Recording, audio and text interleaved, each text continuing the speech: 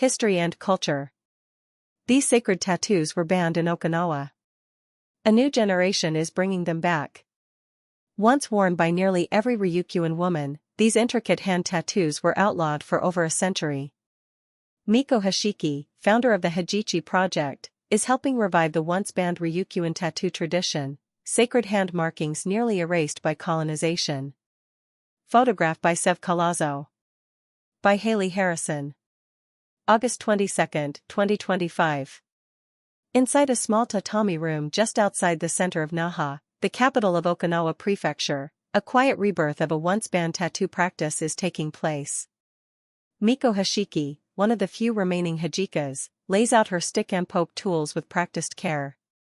My eyes are drawn to the long, dark arrows that trace the length of her fingers, a sacred art now nearly lost.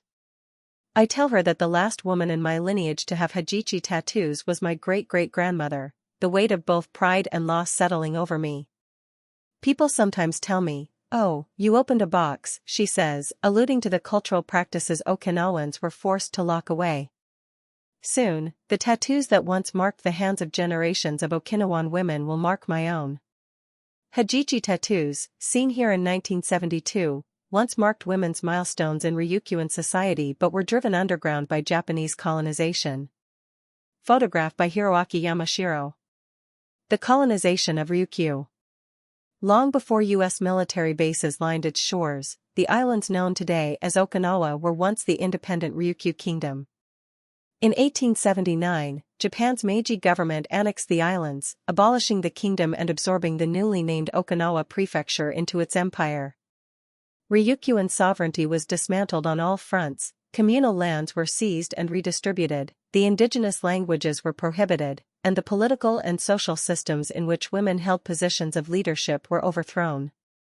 Adrian Tengenstoya and Lex McClellan Ufagusuku, doctoral students at the University of California, Santa Cruz, explain that women were the spiritual leaders in Ryukyuan society and were believed to possess a divine connection to the spiritual realm. Before Western intervention and Japanese colonization, the Chifujin Ganashimi, or high priestess, served as the king's counterpart, says Tengenstoya.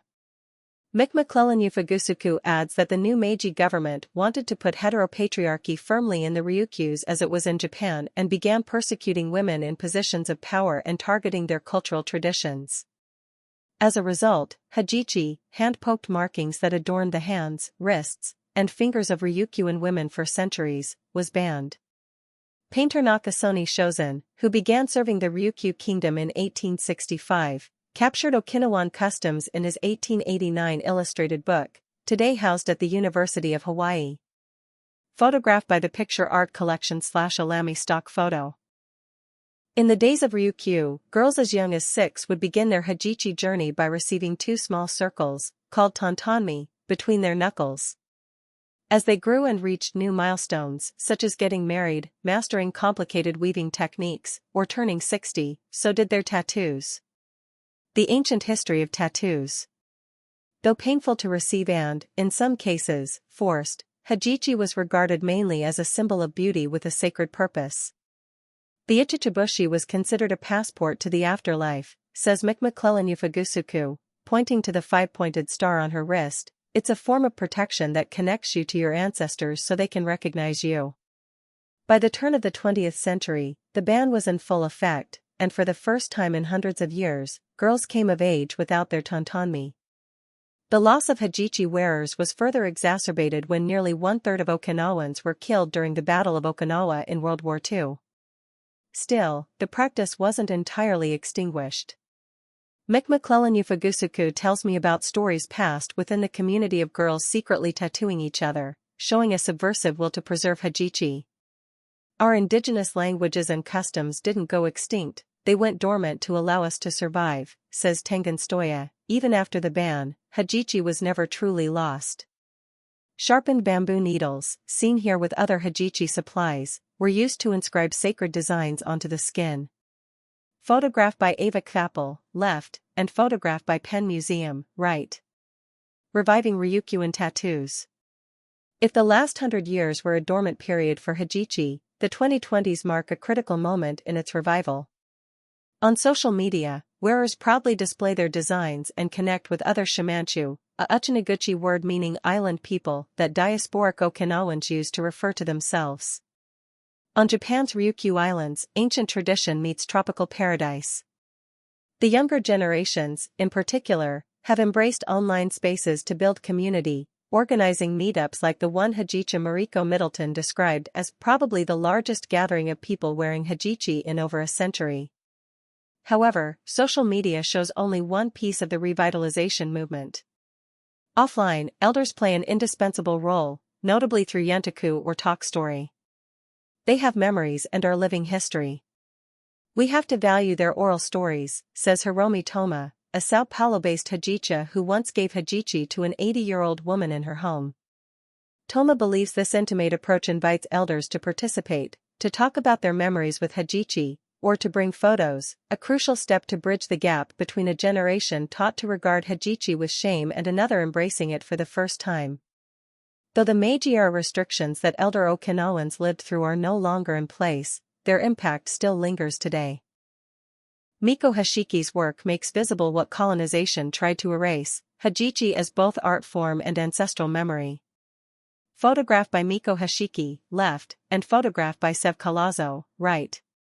Following my Hajichi appointment, the skin around my fresh tattoos was still red and slightly itchy, so Miko Hashiki and I walked around the block to her favorite cafe.